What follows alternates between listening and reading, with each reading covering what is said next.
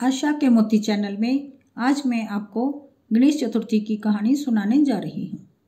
प्रतिवर्ष माघ मास की कृष्ण पक्ष की चतुर्थी तिथि को तिल संकटी गणेश चतुर्थी व्रत मनाया जाता है। इस दिन रात्रि के समय चंद्रमा को अर्घ देने के बाद ही महिलाएं व्रत खोलती हैं। संकट चतुर्थी के दिन महिलाएं सुख सौभाग्य, संतान की समृद्धि और सर्वत्र कल्याण की इच्छा से प्रेरित होकर व्रत रखती हैं। पद्म पुराण के अनुसार इस व्रत को स्वयं भगवान गणेश ने मां पार्वती को बताया था। वैसे तो हर महीने की कृष्ण पक्ष चतुर्थी गणेश चतुर्थी कहलाती है, लेकिन माघ मास की चतुर्थी तिल संकटा चौथ कहलाती है। तिल चौथ की कहानी। एक शहर में देवरानी जेठानी रहती थी। जेठानी अमीर थी और देवरानी गरीब थी। देवरानी गणेश जी की भगत थी। देवरानी का पति जंगल से लकड़ी काट कर बेचता था और अक्सर बीमार रहता था। देवरानी जेठानी के घर का सारा काम करती और बदले में जेठानी बचा हुआ खाना, पुराने कपड़े आदि उसको दे देती थी। इसी से देवरानी का परिवार चल रहा था। माघ महीने में देवरानी ने तिल चौथ का व्रत किया। 5 आने का तिल गुड़ लाकर तिलकुटा बनाया। पूजा करके तिल चौथ की कथा सुनी और तिलकुटा छीके में रख दिया और सोचा कि चांद उगने पर पहले तिलकुटा और उसके बाद ही कुछ खाएंगी। कथा सुनकर वह जेठानी के यहाँ चली गई। खाना बनाकर जेठानी के बच्चों से खाना खाने को कहा तो बच्चे बोले, माँ ने व्रत किया है और माँ भूखी है। जब माँ खाना खाएगी हम भी तभी खाएंगे। जेठ जी को खाना खाने को कहा तो जेठ जी बोले, मैं अकेला नहीं खाऊंगा, जब चांद निकलेगा तब सब खाएंगे, तभी मैं भी खाऊंगा। जेठानी ने उसे कहा कि आज तो किसी ने भी अभी तक खाना नहीं खाया, तुम्हें कैसे दे दूं? तुम सुबह सवेरे ही बचा हुआ खाना ले जाना। देवरानी के घर पर पति बच्चे सब आस लगाए बैठे थे कि आज तो त्योहार है, इसलिए कुछ पकवान आदि खाने को मिलेगा। परंतु जब बच्चों को पता चला कि आज तो रोटी भी नहीं मिलेगी तो बच्चे रोने लगे। उसके पति को भी बहुत गुस्सा आया। कहने लगा, सारा दिन काम करके भी 2 रोटी नहीं ला सकती तो काम क्यों करती है? पति ने गुस्से में आकर पत्नी को कपड़े धोने के धोबने से मारा। धोबना हाथ से छूट गया तो पाटे से मारा।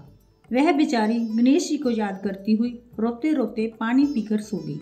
उस दिन गणेश जी देवरानी के सपने में आए और कहने लगे, धोबने मारी, पाटे मारी, सो रही है या जाग रही है? वह बोली, कुछ सो रही हूँ, कुछ जाग रही हूँ। गणेश जी बोले, भूख लगी है, कुछ खाने को दे। देवरानी बोली, क्या दूं? मेरे घर में तो अन्न का एक दाना भी नहीं है। जेठानी बचा हुआ खाना देती थी, आज वो भी नहीं मिला। पूजा का बचा हुआ तिलकुटा छिक्के में पड़ा है, वही खा लो। तिलकुटा खाने के बाद गणेश जी बोले, धोबने मारी, पाटे मारी, निपटाई लगी है, कहाँ निपटे? वह बोली, यह बड़ा घर, यहाँ इच्छा हो वहाँ निपट लो। फिर गणेश जी बच्चे की तरह बोले, अब कहाँ पहुँचूं? नींद में मगन अब देवरानी को बहुत गुस्सा आया कि कब से तंग किए जा रहे हैं, सो बोली, मेरे सर पर पहुँचो। और कहाँ पहुँचोगे? सुबह जब देवरानी उठी तो यह देखकर हैरान रह गई कि पूरा घर हीरे मोती से जगमगा रहा है। सिर पर जहाँ विनायक जी पहुँचनी कर गए थे वहाँ हीरे बिंदी जगमगा रहे थे। उस दिन देवरानी जेठानी के यहाँ काम करने नहीं गई। बड़ी देर तक राह देखने के बाद जेठानी ने बच्चों को देवरानी को बुलाने भेजा। जेठानी ने सोचा, कल खाना नहीं दिया इसलिए शायद देवरानी बुरा मान गई है। बच्चे बुलाने गए और बोले, चाची चलो, माँ ने बुलाया है, सारा काम पड़ा है। देवरानी ने जवाब दिया, अब उसकी जरूरत नहीं है, घर में सब भरपूर है गणेश जी के आशीष से। बच्चों ने घर जाकर माँ को बताया कि चाची का तो पूरा घर हीरे मोतियों से जगमगा रहा है। जेठानी दौड़ती हुई देवरानी के पास आई और पूछा कि ये सब कैसे हुआ। देवरानी ने उसके साथ जो हुआ वो सब कह डाला। घर लौटकर जेठानी ने अपने पति से कहा कि आप मुझे धोबने और पाटे से मारो। उसका पति बोला कि भली मानस, मैंने कभी तुम पर हाथ भी उठाया है? मैं तुम्हें धोबने और पाटे से कैसे मार सकता हूँ? वह नहीं मानी और जिद करने लगी। मजबूरन पति को उसे मारना पड़ा। उसने ढेर सारा घी डालकर चूरमा बनाया और छींके पर रखकर सो गई। रात को चौथ विनायक जी सपने में आए। कहने लगे, भूख लगी है, क्या खाऊं? जेठानी ने कहा, हे गणेश जी महाराज, मेरी देवरानी की यहाँ तो आपने सूखा तिलकुटा खाया था, मैंने तो झरते घी का चूरमा बनाकर आपके लिए छिंके पे रखा है। फल और मेवे भी रखे हैं, जो चाहे खा लीजिए। बात स्वरूप गणेश जी बोले, अब निपटे कहाँ? जेठानी बोली, उसके यहाँ तो टूटी फूटी झोंपड़ी थी, मेरे यहाँ तो कंचन के महल हैं, यहाँ चाहो निपटो। फिर गणेश जी ने पूछा, अब पहुँचूं कहाँ? जेठानी बोली, मेरे ललाट पर बड़ी सी बिंदी लगाकर पहुँच लो। धन की भूखी जेठानी सुबह बहुत जल्दी उठ गई।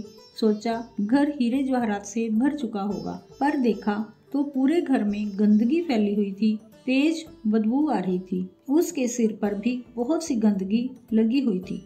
उसने कहा, हे गणेश जी महाराज, यह आपने क्या किया? मुझसे रूठे और देवरानी पर टूटे। जेठानी ने घर की सफाई करने की बहुत कोशिश करी, परंतु गंदगी और ज्यादा फैलती गई। जेठानी के पति को मालूम चला तो वह भी बहुत गुस्सा हुआ और बोला, तेरे पास इतना सब कुछ था, फिर भी तेरा मन नहीं भरा। परेशान होकर चौथ के गणेश जी से मदद की विनती करने लगी। गणेश जी ने कहा, देवरानी से जलन के कारण तूने जो किया था यह उसी का फल है। अब तुम अपने धन में से आधा उसे दे देगी, तभी ये सब साफ होगा। उसने आधा धन बांट दिया, किंतु मोहरों की एक हांडी चूल्हे के नीचे गाड़ रखी थी। उसने सोचा किसी को पता नहीं चलेगा और उसने उस धन को नहीं बांटा। उसने कहा, हे गणेश जी, अब तो अपना यह बिखराव समेटो। तो वह बोले, पहले चूल्हे के नीचे गाड़ी हुई मोहरों की हांडी सहित ताक में रखी 2 सुई के भी 2 हिस्से कर।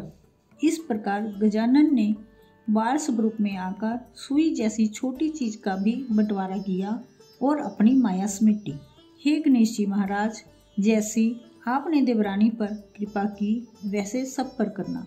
कहानी कहने वाले, सुनने वाले और हुंकार भरने वाले सब पर कृपा करना, किंतु जेठानी को जैसी सजा दी वैसी किसी को मत देना। बोलो गणेश जी महाराज की जय। चौथ माता की जय।